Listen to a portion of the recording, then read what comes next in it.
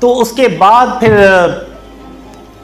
मलिका सबा को जब पता चला कि सुलेमान अलैहिस्सलाम ने तोहफे लेने से इनकार कर दिया है, तो फिर मलिका सबा ने पैगाम भेजा कि वो खुद सुलेमान अलैहिस्सलाम से मिलना चाहती हैं। तो सुलेमान अलैहिस्सलाम अपने दरबार में बैठे होते हैं और कहते हैं कि क्या कोई तुम में से ऐसा है कि इससे पहले कि मलिका मेरे पास आए, मलिका का तख्त मेरे पास ले आए। तो जिन्नात में से एक कवि हैकल जिन उठता है और कहता है कि आप इससे पहले कि आप अपनी सीट से जगह से उठें, मैं उसको आपके पास ला हाजिर करता हूँ और मैं ईमानतदार भी हूँ। अब एक शख्स, कुरान में एक शख्स का जिक्र है, वल्लाह आलम वो एक आम शख्स भी हो सकता है, कोई भी हो सकता है। तो वो सुलेमान अलैहिस्सलाम से कहता है कि मैं आपकी आंख के झपकने से पहले पहले मलिका का तख्त आपके पास ले आता हूँ।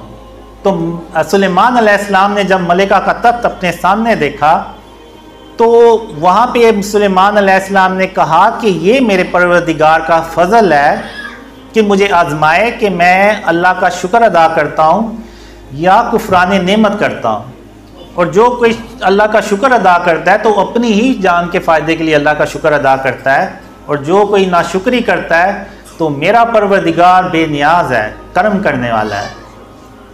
तो यहाँ पे आप देखें तो सुलेमान अलैहिस्सलाम अगर चाहते तो वो हवाओं को खुद हुक्म देते थे और वो हवाएं मलिका का तक ले आते, लेकिन सुलेमान अलैहिस्सलाम ने यहाँ पे शायद ये देखना चाहा कि क्या अल्लाह ने ऐसा इल्म किसी और को भी दिया जैसा इल्म उनके पास है।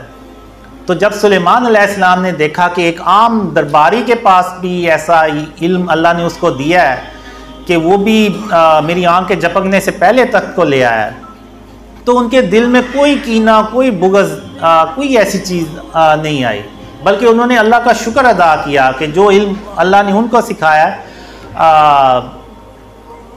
उस पे उन्होंने अल्लाह का शुक्र अदा किया। वरना अगर आज आप देखें तो बड़े बड़े उलमा इन ड्रीम्स की मुखालफत क्यों कर रहे हैं?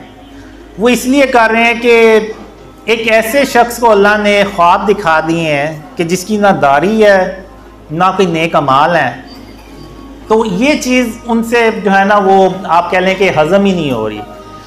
तो अब यहाँ पे अगर कोई बादशाह या कुछ और है तो वो तो यानी इन लोगों की तरह के कोई होता तो वो तो यही कहता कि ये तो मेरी बादशाहत को चैलेंज कर दिया है, ये तो कल को अपनी सल्तनत बना लेगा और ये कर लेगा। लेकिन सुलेमान अलैहिस्सलाम ने अल्लाह का शुक्र अदा किया। तो हमें अल्लाह के नबियों से सीखना चाहिए, उनकी सुन्नत से, कि जब उनके दौर में भी ऐसे वाक़यात होते तो वो अल्लाह का शुक्र अदा करते थे, ना कि कोई कीना और बुग़्ज़ रखते थे। इन उलमा को भी जब पता चला इन ड्रीम्स का तो वो उन्हें अल्लाह का शुक्र अदा करना चाहिए था कि अल्लाह ने जो इल्म उनको अताफ़ किया वो उसी में खुश हैं, लेकिन वो उन्होंने पता नहीं अजीब अजीब बातें करना शुरू कर दी। तो बहरहाल अब जब मलिका सबा जो है वो सुलेमान अलैहिस्सलाम के पास पहुंची तो उससे पहले सुलेमान अलैहिस्सलाम ने उनके जो तख्त है ना उसमें रद्द-ओ-बदल कर दिया कि देखें कि मलिका सूझबूझ रखती है या सूझबूझ रखने वालों ना रखने वालों में से है। तो जब मलिका सबा वहाँ पहुँची तो सुलेमान अलैहिस्सलाम ने कहा कि क्या आपका तख्त भी ऐसा ही है? तो मलिका ने अपने तख्त को जब देखा तो उसने पहचान लिया, तो उसने कहा कि ये तो मेरा ही तख्त है और हमको इससे पहले ही सुलेमान अलैहिस्सलाम की अज़मत और शान का इल्म हो गया था। तो फिर सुलेमान अलैहिस्सलाम ने कहा कि अब महल में चलिए।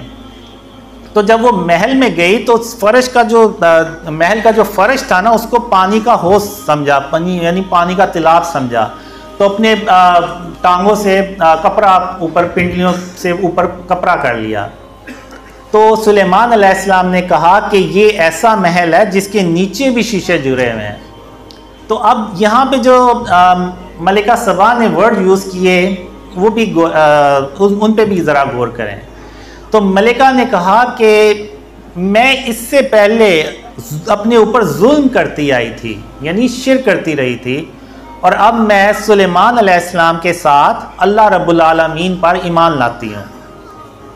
तो अब ये जो वाक़यात हैं ये अल्लाह ने सुलेमान अलैहिस्सलाम का एक ही वाक़या ऐसे बयान किया है। अब हो सकता है पता नहीं कितनी कौमों पे सुलेमान अलैहिस्सलाम ने ऐसे ही चढ़ाई की और उनको शिर्क से मना किया और उनको मुसलमान किया हो, तो अब जो अल्लाह ने जो मेयार बनाया तो वो भी जो है ना शिर्क की बेस पे बनाया, और उन्हीं शिर्क की बेस पे ही शिर्क की बेस पे ही अल्लाह ने नबियों के रैंक्स बनाए। अब आगे सूरह काफ को देखते हैं। तो सूरह काफ में अल्लाह ताला ने इरशाद फरमाया हुआ है कि वो चंद लोग थे जो एक जालिम बादशाह के आगे खड़े हो गए और उस जालिम बादशाह से कहा कि ये जो तुमने बातिल खुदा बनाए हुए हैं, इनका वजूद अल्लाह को ना आसमानों में मिलता है ना ज़मीन में मिलता है, और उसको शिर्क करने से मना किया। तो उस बादशाह ने बजाय इसके कि उन असाबे काफ की बात सुनते तो उनको कत्ल करने के लिए प्लान बनाया। तो अल्लाह ने भी तदबीर की और उनको गार में ले गया और 309 साल तक तकरीबन गार में सुलाए रखा और अपना एक मौजज़ा बनाया। और कुरान में ये मौजज़ा जो है ये बहुत ज़्यादा डिस्कस होता है। बहुत उलमा इवन सूरह काफ का तो हदीसों में ज़िक्र है कि हर जुमे को इसको ज़रूर, और इसकी जो पहली 10 आयत हैं वो दज्जाल के फितने से बचाती हैं।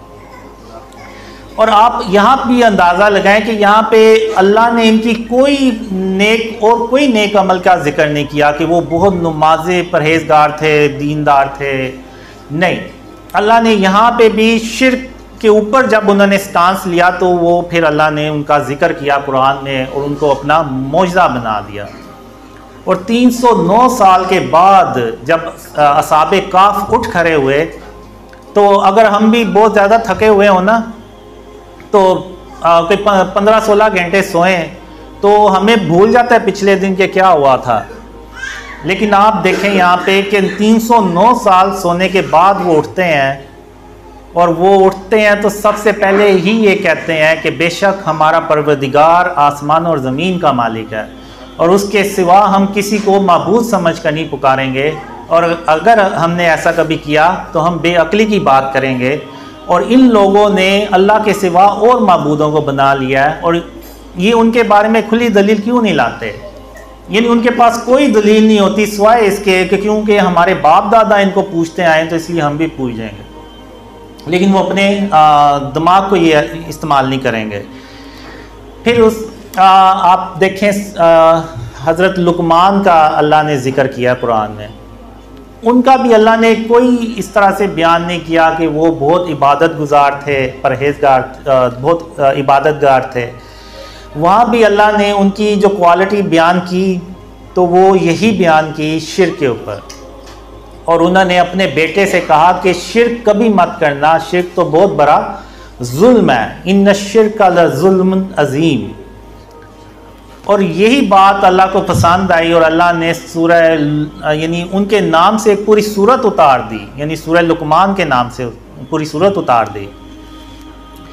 तो ये अगर हम देखें तो कुरान में अल्लाह ने वाज़िया तौर पे बयान किया हुआ है कि जिसने भी शिर्क पे ज़्यादा सख्त स्टांस लिया, ज़्यादा अपने आप को शिर्क और उसकी इक़साम से बचाया, तो अल्लाह ने उनको उतना ही बड़ा दर्जा अता फरमाया अपनी रहमत से।